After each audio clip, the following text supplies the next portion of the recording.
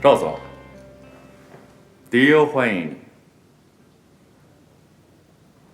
请。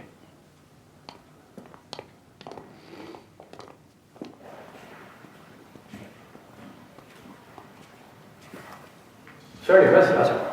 礼拜一。礼拜一应该是上班时间，怎么全公司一个人没来？怎么回事？周总，虽然沈总在商场上没有您呼风唤雨，但是沈总呢深得人心。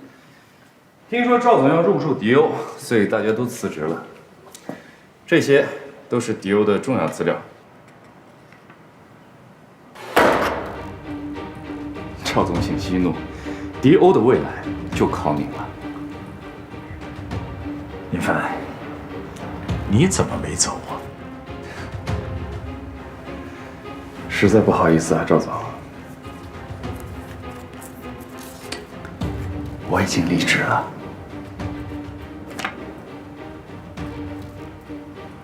我说呢，这要是没有夏家接手，这人怎么会走得那么干净呢？搞了半天，他们全是跟着林总你混了啊！好，走吧，走得好，一了百了。我实话告诉你们，你们迪欧除了许诺之外，没有一个人能够入我的法眼。我还告诉你们，以为你们使这样的招能够治我赵天成，门儿都没有。好吧，那我就不在赵总面前丢人现眼了。您保重，再见。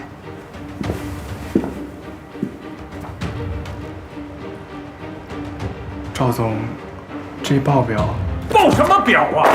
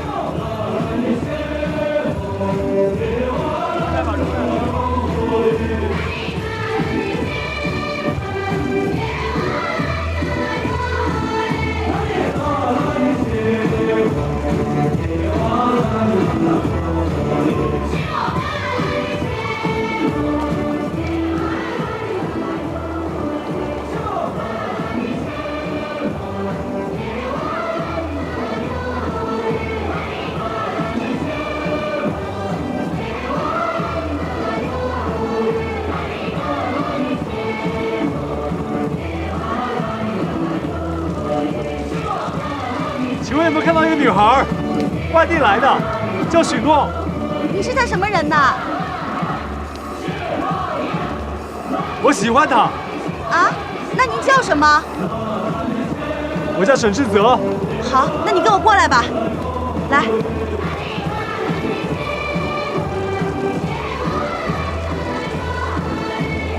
你在这儿自己看看吧，赶紧找找吧，自己找找看。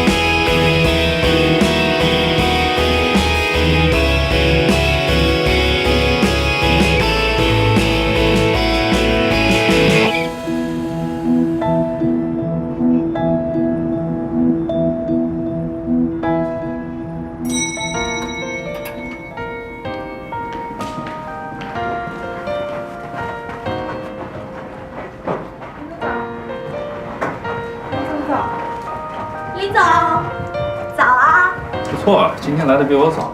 我每天来的都很早，我已经很久不迟到了。快看，咖啡。谢谢。哇，林总，你今天帅爆了！哪天不帅？说错话，归我了。哎，那是我的哪儿？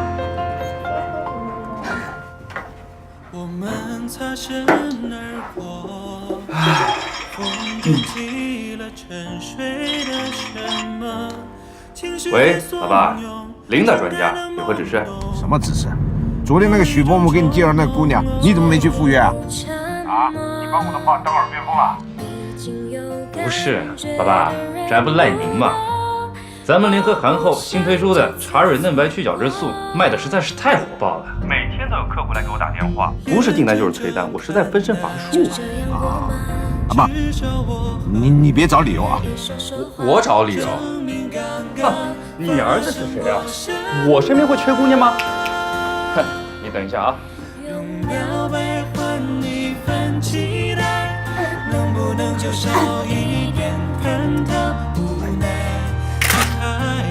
这电影真的是太难看了，简直就是浪费时间。你说那女演员演的什么呀？她为什么那么火啊？哎呦，谁知道呢？你说让你看好莱坞大片你不看，偏得看那爱情电影，自作自受。哎，不然我们骑自行车回去算了。这么近的路，打一辆车也怪不值得，走路还太累。行啊，那咱俩比赛，谁要是输了，罚做1个星期家务。办卡去。我数到3啊！好，等一下，我还没准备好。等一下啊！好嘞，来吧。行啊，准备好了，你来数。1。哎，你怎么作弊啊？你作弊！快来追我吧！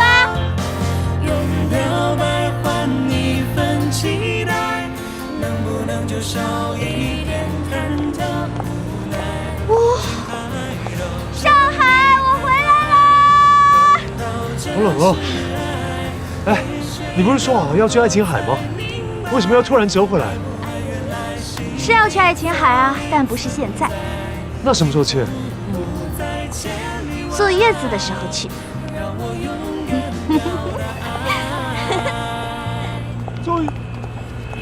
坐月子的时候去？什么意思？你说呢？笨蛋！真的假的？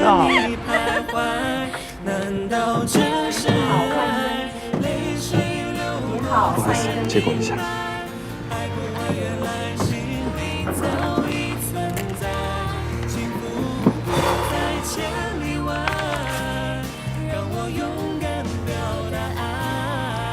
我觉得这双鞋更加适合你的气质。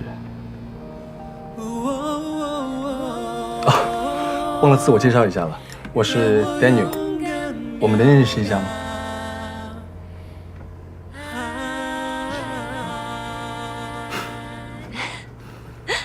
你就没有什么要跟我说的吗？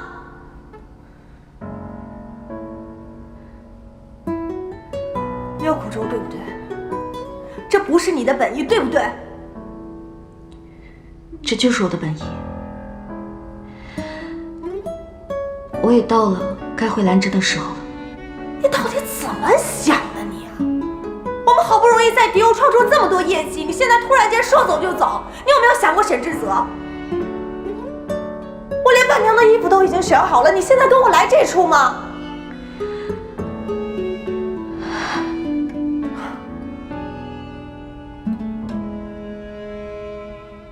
你现在跟我也没什么可说的，是不是？不是的，我一开始来迪欧就是个错误，现在也到了该结束的时候。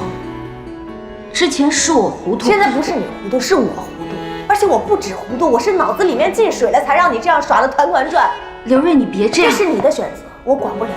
我不知道你在这中间到底耍的是什么把戏，但是我告诉你。如果有一天你后悔了，你别哭着来找我。刘瑞，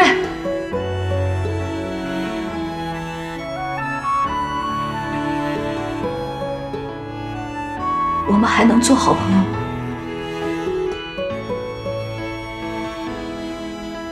我也不知道。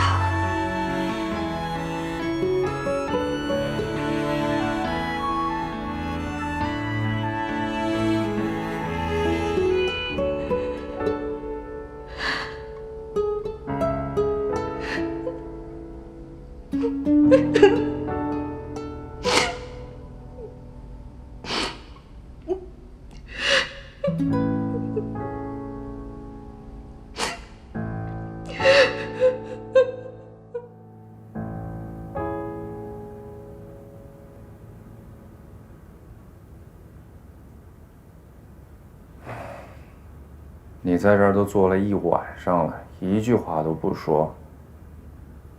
哎，你到底怎么想的？你好歹说一声呢。现在整个公司，甚至到整个行业内，全都震惊了，咱们该怎么办呢？我知道你烦，你难受，我也一样。我也没有想到许诺怎么会做出这样的事情，可是总觉得哪里有问题，不应该这样的。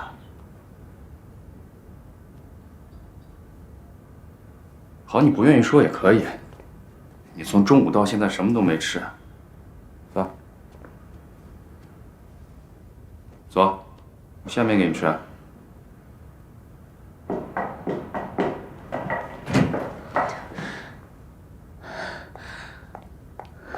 志总，我听到公司出事了，就从意大利赶回来。你不要担心，我会陪着你。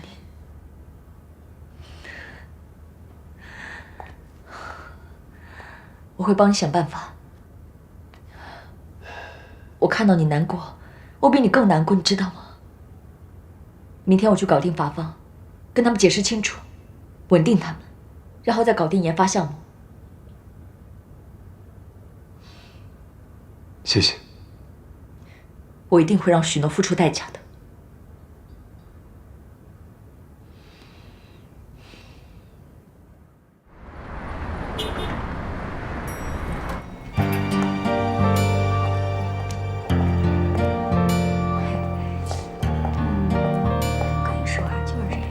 帮我打卡。徐总，我来上班，谢谢。上班？不是，怎么回事啊？许诺，徐总，他怎么回来了呀？是啊，不知道，真是。弯弯，曲弯弯。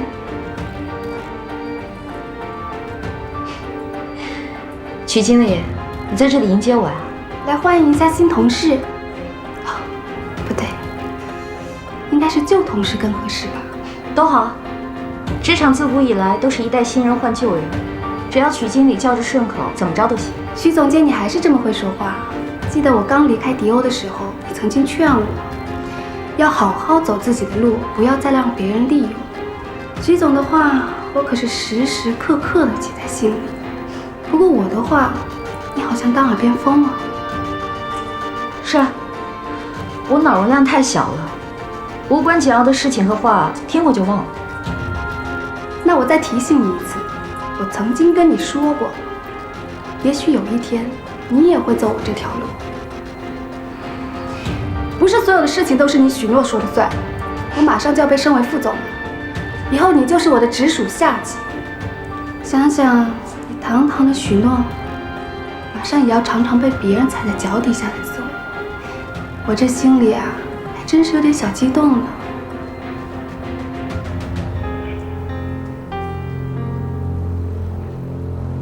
你不要用这种眼神看着我，我知道你心里想什么。你在后悔当初帮了我那么多，觉得我忘恩负义？随便你怎么想。自从我进了蓝针之后，我才知道什么叫为自己活。我再也不用看你们的眼色过日子了。曲总啊，其实你开心就好。别说，我还真的很想尝一尝被别人踩在脚底下的滋味。毕竟我从来都没有体验过。不如曲总你经验丰富。许诺你。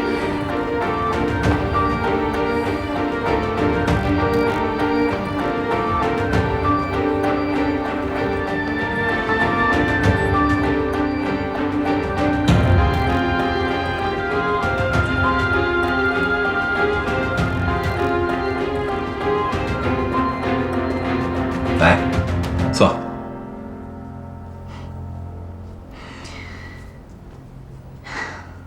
你赢了，想要的一切都得到了，这样你满意了吧？什么叫想要的一切都得到了呀？这些东西原本就是我的，这叫物归原主。物归原主，对，我在你眼里不过是个物件罢了。不管我再怎么努力，再怎么拼命，都只是你和迪欧之间的一枚棋子。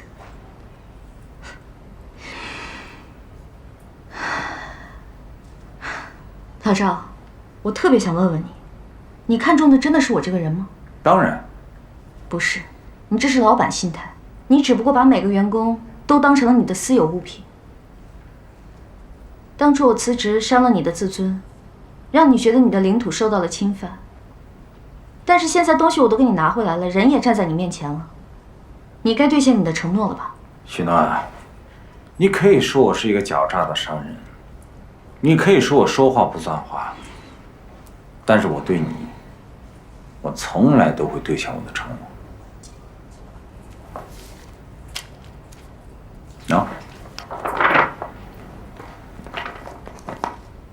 资料在电脑里头。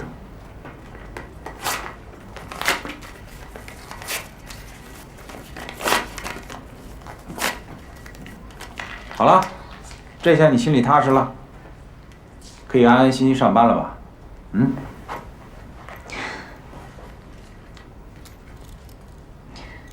我已经打过卡了，许诺的名字又重新出现在了蓝针，但我没有办法好好工作。你当我辞职也好，休假也罢，反正我没有办法面对这一切。我必须要离开一段时间。许诺，许诺，我一直都觉得你是一个可造之才，你今后能够成大器，但是你的骨子里还是一个小女人，你缺乏一个狠劲儿，我很不认同你这种心态。但是这一次，我理解你。你走吧。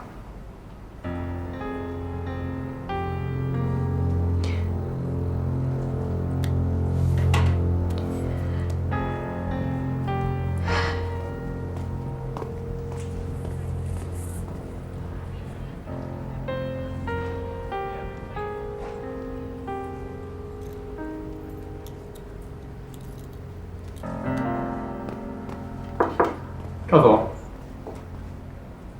出去。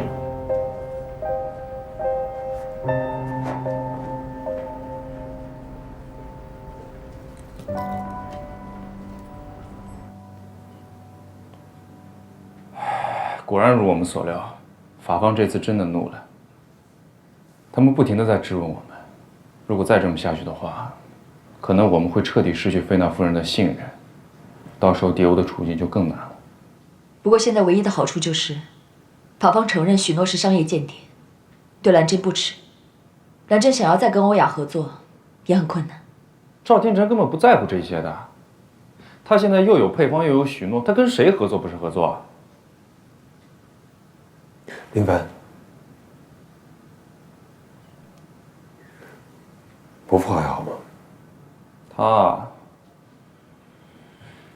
他和你一样，把自己关在房里一整天，不吃不喝的，就差拿着我妈的遗像跪着求她了。不过今天早上他突然出来了，说他想通了，他觉得万事随缘，能做利民济世的好事，谁做都一样，然后就出忍去了。不过他觉得许诺是不会做出这样的事情来的，他觉得当中一定有鬼，他坚信许诺的为人。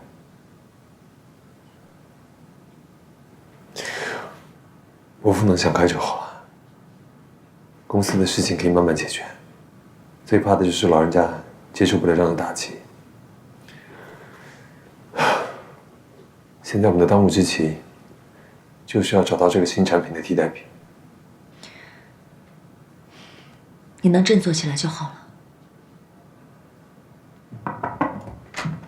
沈总，董事长回来了。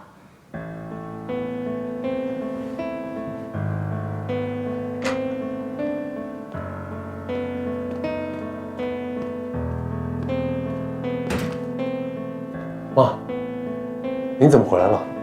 志泽，正好你的母亲也回来了。今天我们就把这件事了结一下。爸，这时候拿这个出来干什么？你别管。志泽，这份协议什么内容你还记得吧？伯父，我当然记得。如果迪欧今年不能上市，公司70%的股份归您。迪欧之所以发展到这个地步，完全是你一手造成的。安妮对你掏心掏肺，你呢视而不见，偏偏要去追那个什么，那个叫许诺的。现在好了，鸡飞蛋打。现在你怎么向我们交代？如果你还想对迪欧有所担当的话，马上和曼妮结婚，否则这个协议可不是牵着玩的。志泽，你伯父现在是在给你台阶下，能够娶到曼妮是你的幸福，更何况你非常的清楚，这一直是你妈妈所希望的结果。妈，我知道您是为了我好，为了迪欧，但您真的不需要再这么牺牲下去了。伯父，你说的没错，今天迪欧不管遇到什么样的困境，都是我的责任。您以一个父亲的心情关心您的女儿，希望她找到一个好的归宿，我完全能够理解。可是您真的觉得用这样的一份协议能够买到她的爱情吗？能够替你的女儿找到一个最佳的归宿吗？对曼妮来说公平吗？爸，不要再逼志泽了。我逼他什么了？如果当初我们的建议他能够接受，今天的这一切都不会发生。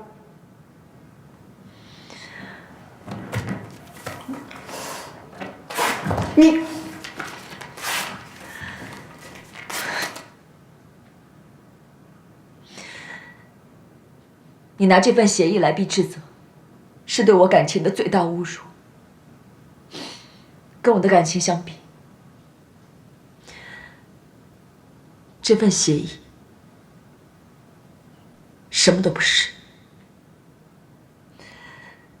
你不能拿它来逼志泽，你也不能拿它来替我的感情做出决断。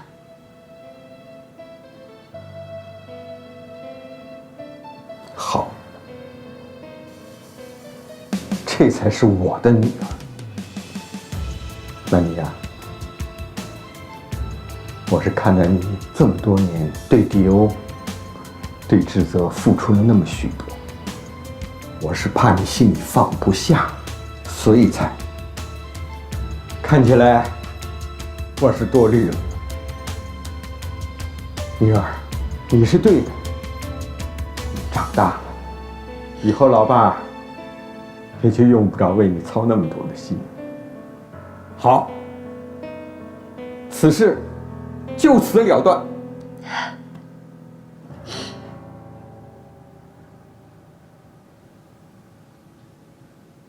我们母子欠你们实在是太多了，这么多年来，迪欧不管发生什么事情，你们都鼎力相助。曼妮，相信阿姨，你永远在我心里边都是我的女儿。谢谢阿姨。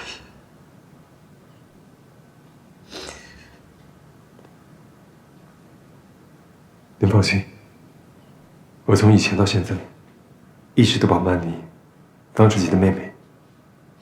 从今往后，我还是会一样，把她当成自己的家人。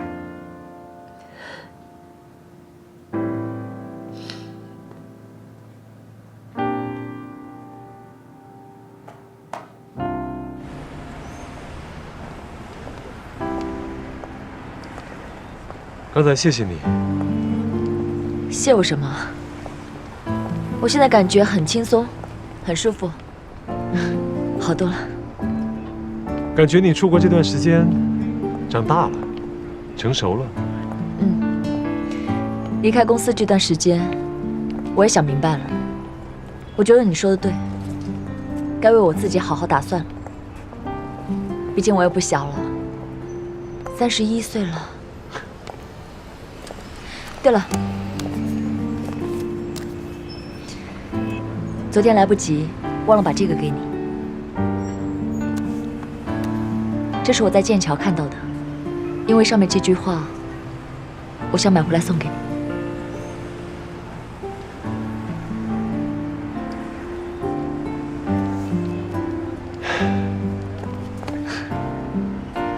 谢谢。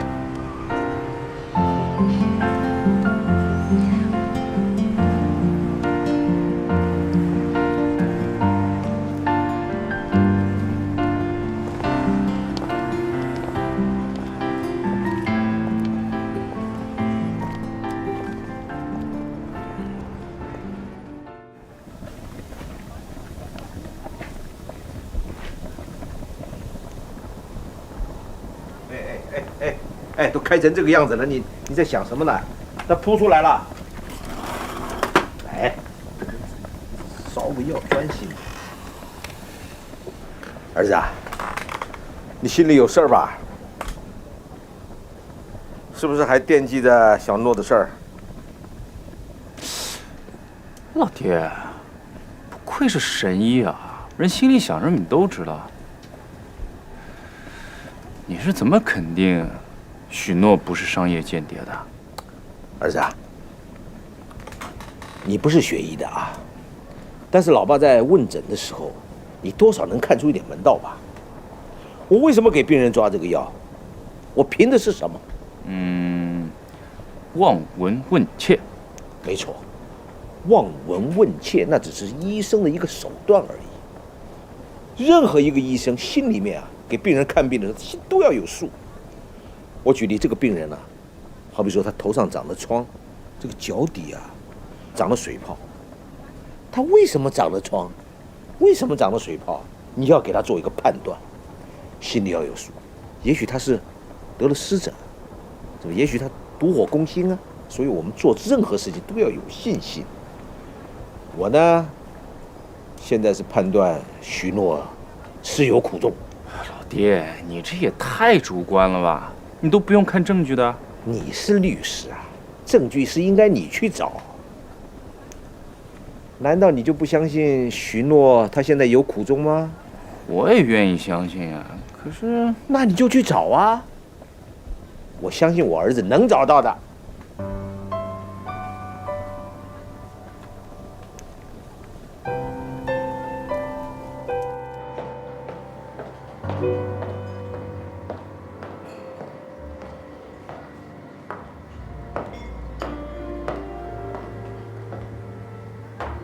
林总，哎，来了，来，请坐。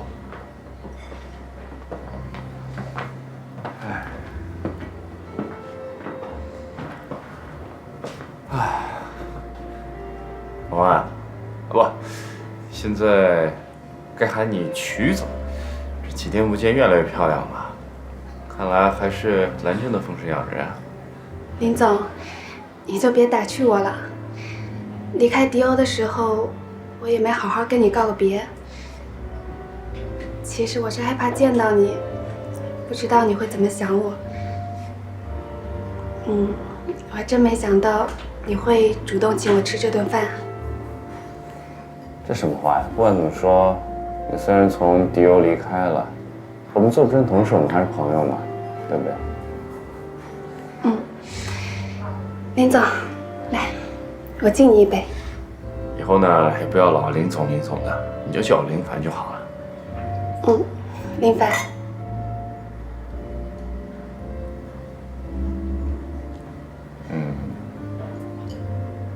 哎，那个许诺去了兰镇之后怎么样啊？果然和我想的没错，要不是因为许诺，你怎么可能请我吃这顿饭呢？这许诺从迪欧离开，毕竟对迪欧的打击非常大，你就出于老朋友的情面，给我爆料呗，让我回去好交差啊。爆料？你要我爆什么料？他回蓝针之后打了卡，就请假了，我什么都不知道。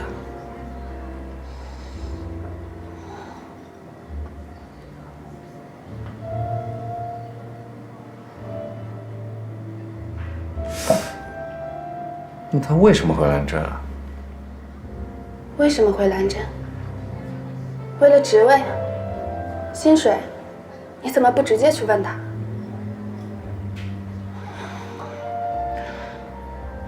我很高兴你请我吃这顿饭，不过以后，林凡，别再约我了，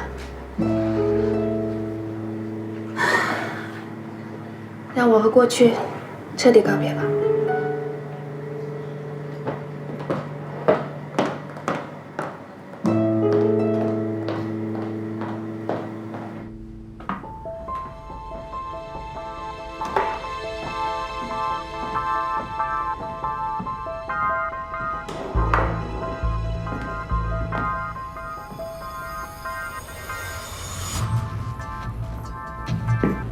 于大美女，找我有什么事儿吗？我想跟你聊聊许诺。好，坐。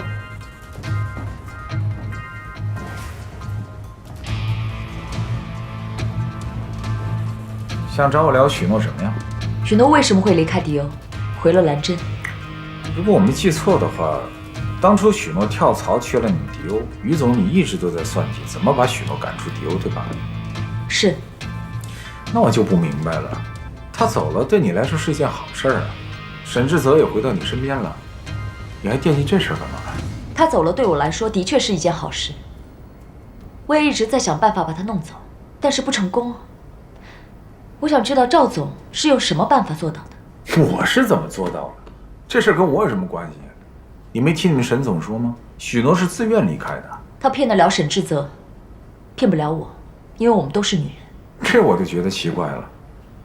于总，当初你一直怀疑许诺是我们蓝针的卧底，现在他自己亲口承认了，你却又不相信了，你还真把我搞糊涂了。你别在我面前装傻了。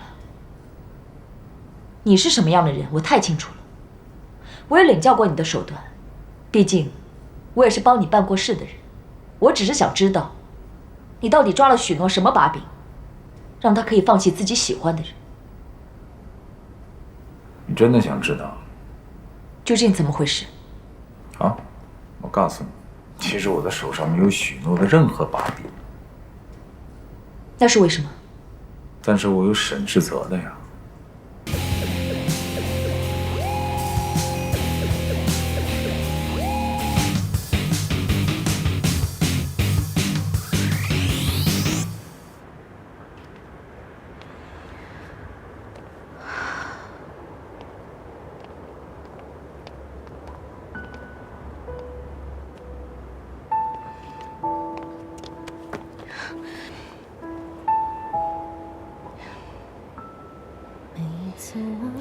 我相信你，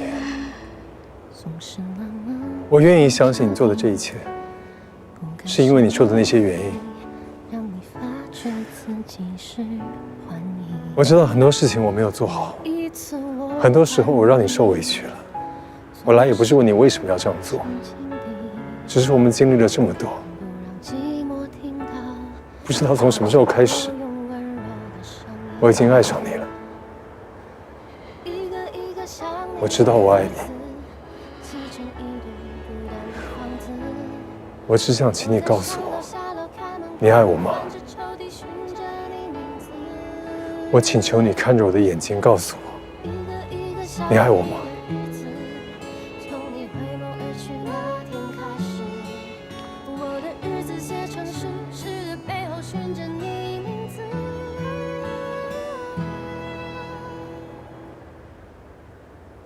你爱我吗？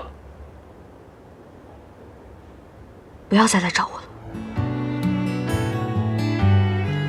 想着你的感觉，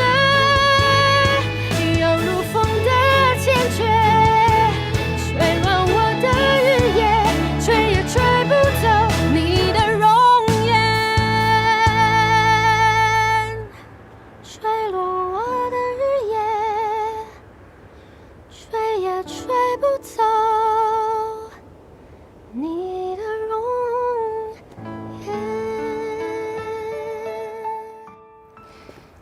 总的来说，这次的广告以复古风为主，之后我们还会在即将开拍的以汉代为历史背景的电视剧中植入广告，然后用剧中的演员作为第2季的代言人，进而进行推广。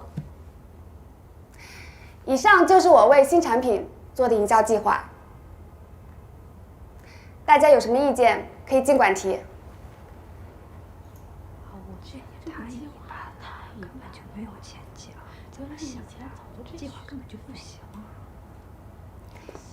赵总，您觉得怎么样？哎，小孟，赵总，咱们公司关于辞退员工的规章制度是怎么规定的呀？根据公司相关规定，开除员工需补发半年工资。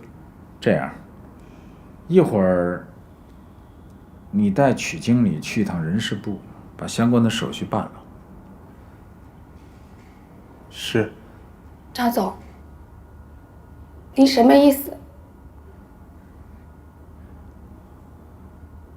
徐娘，当初你让我给你这个位置，我给了，但是的确你的能力不够，你的能力跟许诺比起来，不是差的一星半点的。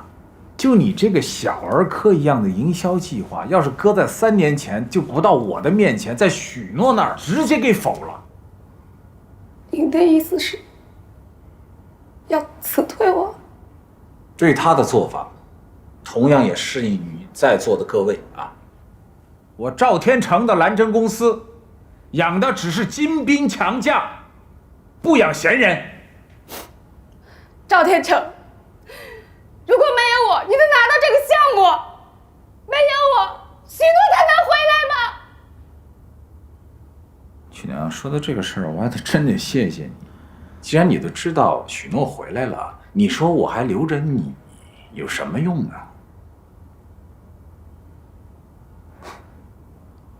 散会。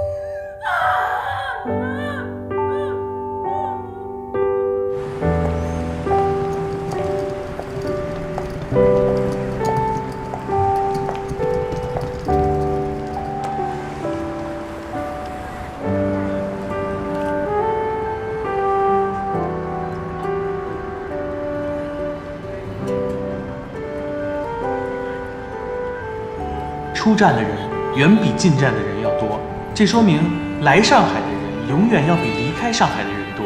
上海这么大，这么多人，大多数都是外地人，他们如果能留在这里，我也一定可以。所以我相信，只要有梦想，肯努力，生活一定不会亏待你。没错，他们能留下，我一定也可以。曲弯弯，加油！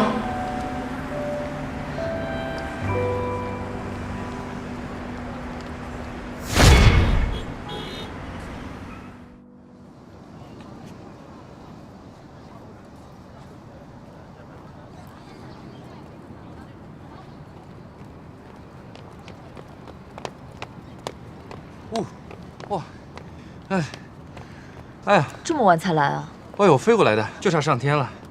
咖啡都凉了。哎，是，天冷凉得快。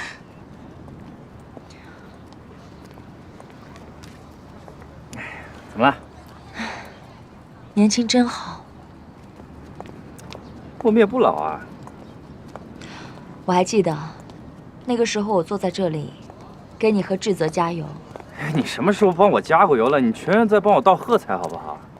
怎么这么多年你都没变过？保养的好啊。我是说，你怎么还是那么招人烦？哦，可能我爸当时在给我起名字的时候，他已经预料到会有这么一天，我以后就是这个样子的人，所以他就给我起这个名字。否则他怎么叫神医嘛，对不对？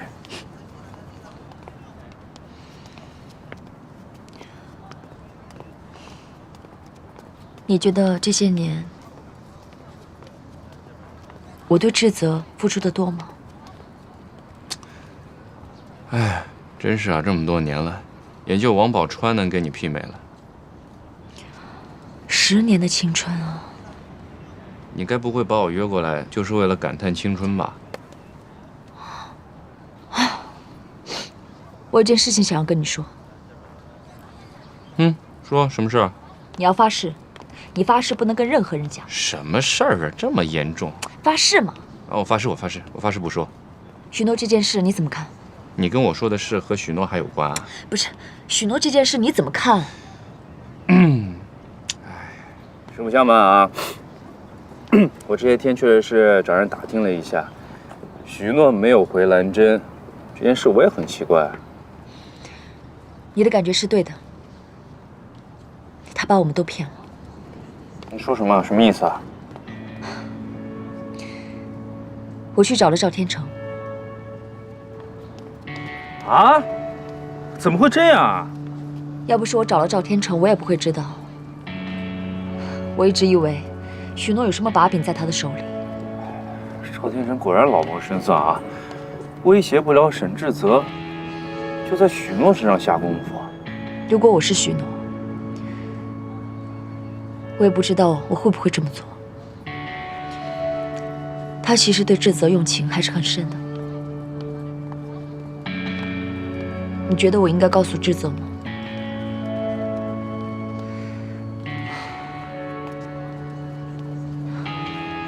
如果告诉志泽，他肯定要把许诺追回来，这是我最不想看到的。这么多年，我一直在想，只要他在我身边，我就有希望，而这个希望支撑了我整个青春。可许诺出现了，许诺的出现让我觉得我的希望变得很渺茫。现在许诺又走了，我又觉得我有希望了。我是不是很自私啊？感情本来就是自私的。但如果不告诉志泽，就算我得到了他，我也会觉得我好像得到了一些不属于自己的东西一样。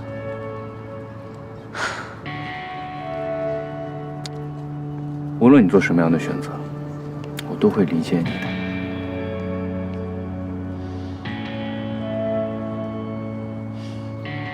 谢谢你，跟你说完我舒服多了。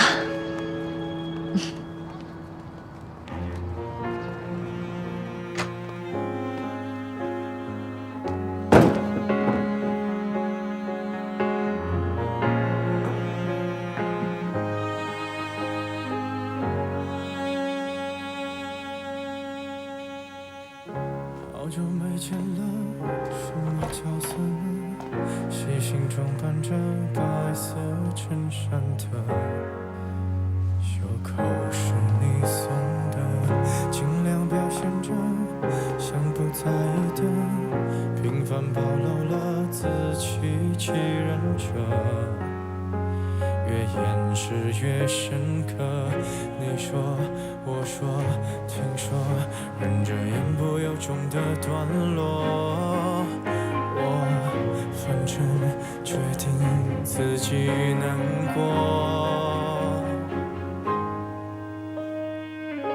我想摸你的头发，只是简单的试探。我想给你个拥抱，像以前一样可以。我打电话给张妈，张妈说你还没有回家。我想你应该还在公司吧？有什么事吗？我们回去吃饭吧。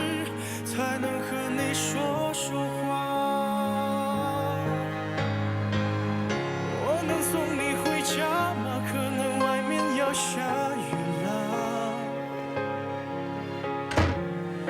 我能给你个拥抱，像朋友一样，可以吗？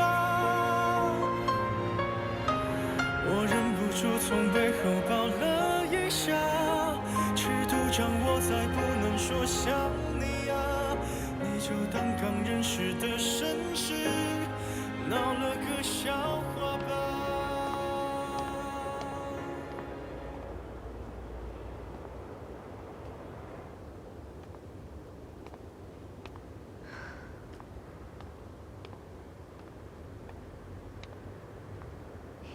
怎么不进去坐？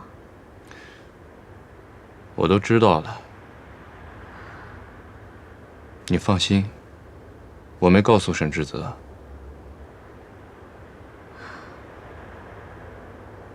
答应我，不要告诉他。在决定这么做之前，我已经想得很清楚了。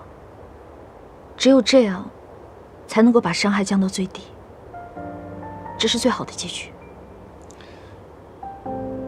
你怎么那么傻？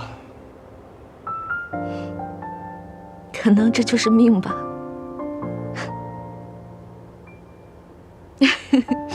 怎么跟老年人一样，动不动就流眼泪？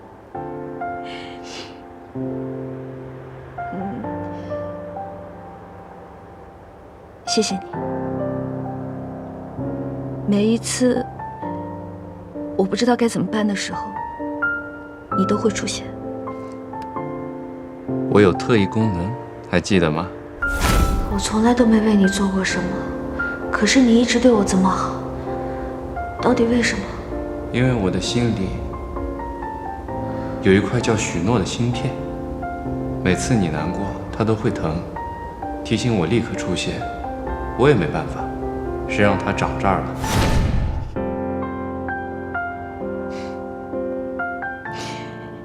林凡，我可能要离开一段时间，出去散散心。我走之前，可不可以答应我，把这个芯片取出来？我知道，取出来一定会很疼，可能还会留疤，但是老让它才是这么硌着，更疼。许诺，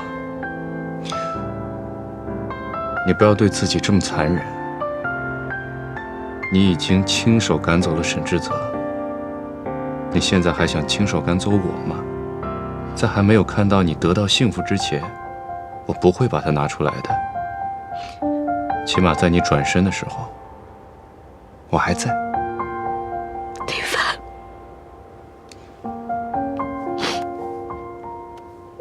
什么都不要说了。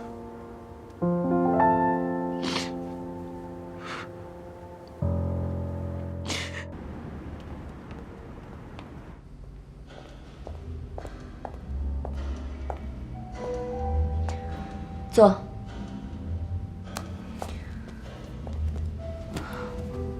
喝什么？有事说事儿吧，我忙得很。你怎么老是这样啊？说真的，从我第一眼见到你，我就不喜欢你。我总觉得你认为自己很骄傲，你有优越感，而且这种感觉也一直都没有变过。不好意思，我这人就这样，入不了于总的法眼。不过话说回来，你既然看我这么不顺眼，又何必约我出来呢？这不是自己找气受吗？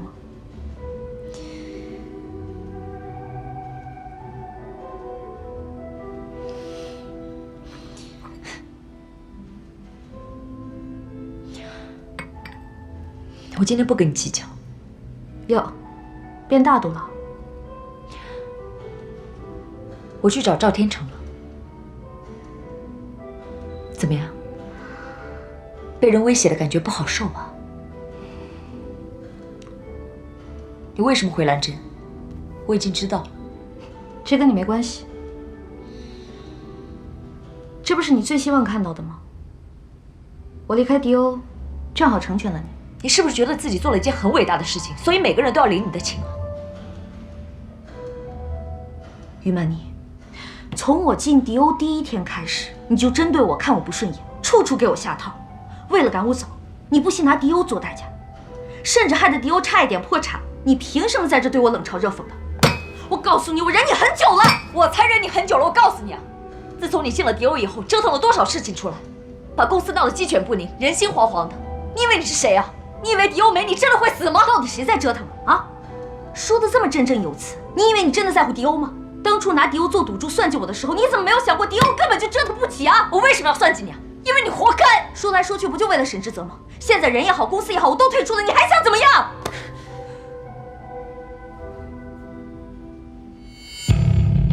怎么样？想打一架是不是？跟我来。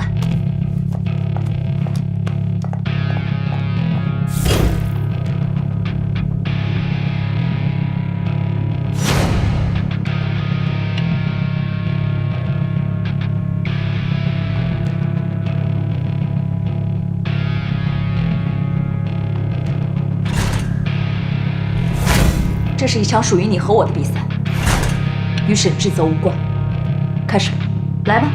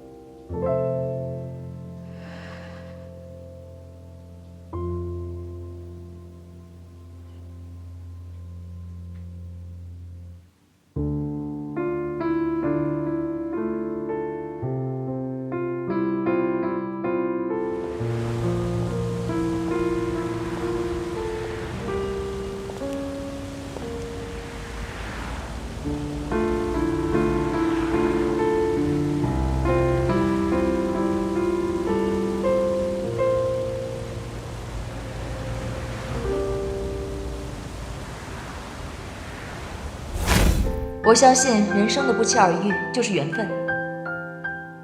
从我第一眼见到你，我就喜欢上了你。10年了，我爱你爱了10年，10年来我心里只有你。你知道10年对于一个女人意味着什么吗？相濡以沫，不如两忘于江湖。有些时候，相逢不见得要相守，各自安好才是最重要的。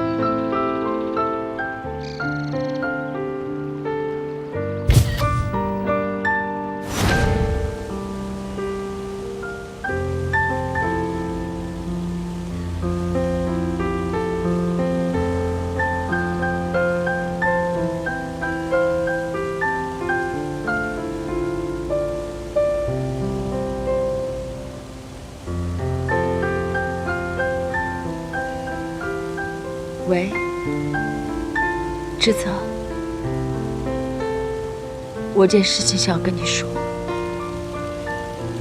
其实许诺离开公司，不是因为赵天成抓了许诺什么把柄，而是因为你快去找他吧。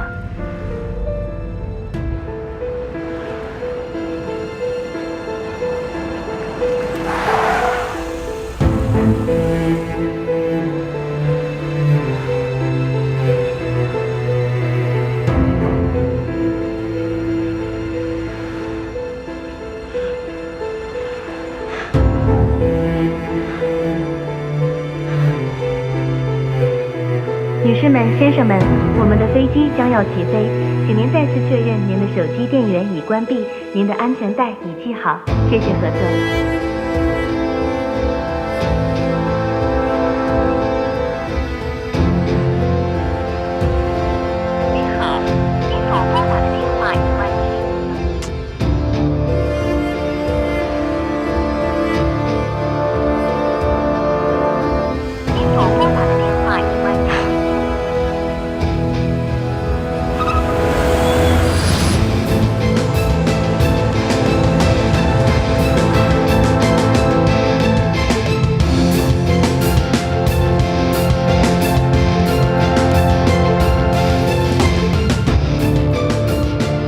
小诺说他想出去到处走走，散散心，我们也不知道他去哪儿了。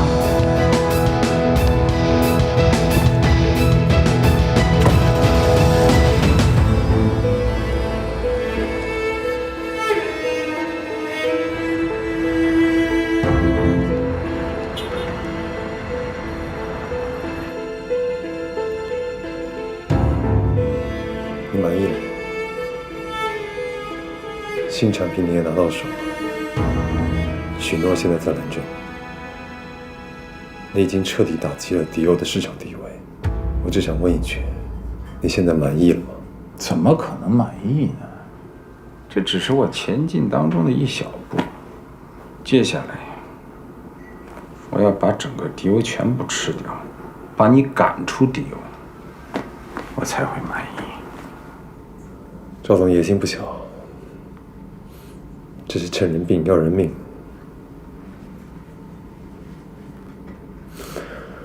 有句话说：“得饶人处且饶人。”不过在商言商，我懂。这样子吧，我提个条件：如果你愿意让许诺离开蓝镇，我愿意出让迪欧的40%股份作为交换。你也真有点英雄救美的意思哈。40%迪欧的股份。